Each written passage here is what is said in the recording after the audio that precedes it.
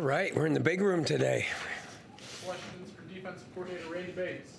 Randy, with your linebackers, I know there was a lot of talk of you said it yourself, 6, maybe 7 deep you could play. I noticed on the initial depth chart, Shane Simon gets the nod to start outside. Coming in as a transfer, what has he done to earn that spot, and especially with guys that came back last year trying to rotate in? I think the nice thing with Shane is he's a mature player. He's an older player. He was here for spring ball, so he's farther ahead than somebody that maybe transferred in the summer. And he's got the ability to play all 3 positions. Real savvy football player, smart young man. And I can't say enough about him. Just an outstanding addition to our defense. What are some of the challenges when you start off the season facing a quarterback like you're facing with Daniels? You're normally playing, most college football seasons, you're starting off against a mid-major team. Quarterback might not have the skill set that he does. What's the difference in preparation there? I don't know there's a difference in preparation. We just know he can spin the ball and he can get it where it needs to go. So, sometimes those guys can't throw the ball to the field flat the way that this young man can. And so, you have to be even better at breaking on the ball when the ball's thrown, and you got to get there as the ball gets there. If you don't, they're going to throw it and catch it. And so, the challenge for us is to be close enough to affect every pass and challenge every ball that's thrown. Do you prefer your defenses to face a good quarterback like that early on, or would you rather kind of ease your way into a season facing a lower level? It's been a couple of years, so I'll let you know.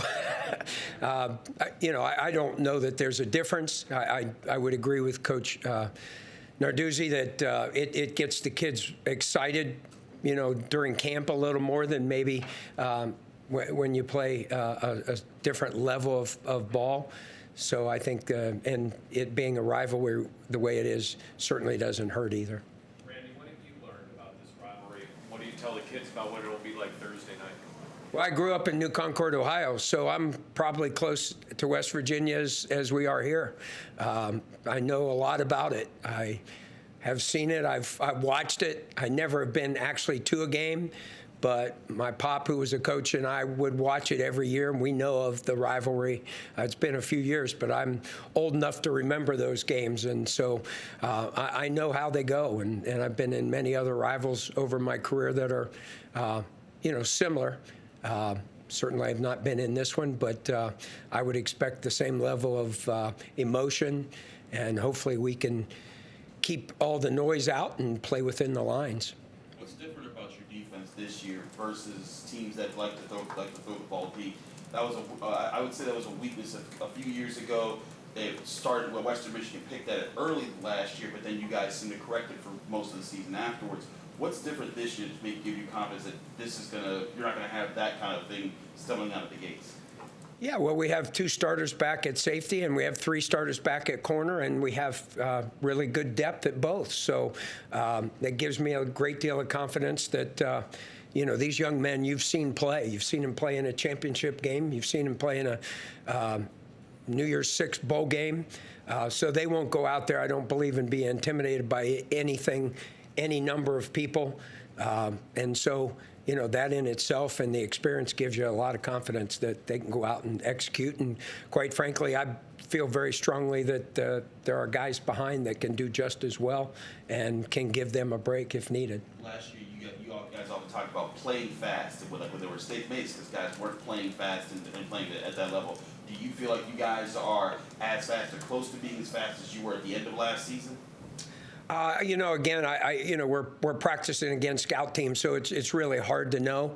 It's a different level of ball when you get out there between the lines against a Power 5 team.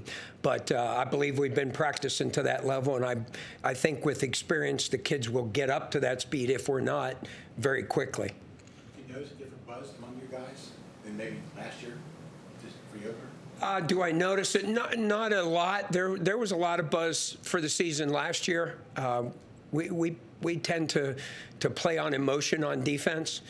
We don't want to be emotional, but we want to play with emotion. And so that's the way I coach. That's the way our staff coaches, and that's the way players play. So is there a little more? I would be lying to you to say no, but I expect that regardless of whether it's a Wednesday practice, which today was, or whether we're playing the game on Saturday. And, every day for us is a different day from a standpoint of who will start. When you have depth, every day counts towards who's going to be the starter, because we still have positions that somebody else could start. They're competing. So, we'll see where it goes. On that note of playing with emotion, with the crowd going to be as wild as it is, and Pat talked about keeping composure, what are you saying to your players? Because, it's going to be a crazy atmosphere. It could lead to, maybe them getting a little out of their own head. What do you say to them in an atmosphere build-up like this? Well, we've been talking about it all through the summer. We've shown them clips of experiences they've had in the past. And quite frankly, the nice thing is when you have as many guys returning, those kids have been in those situations where they were probably too emotional at some point.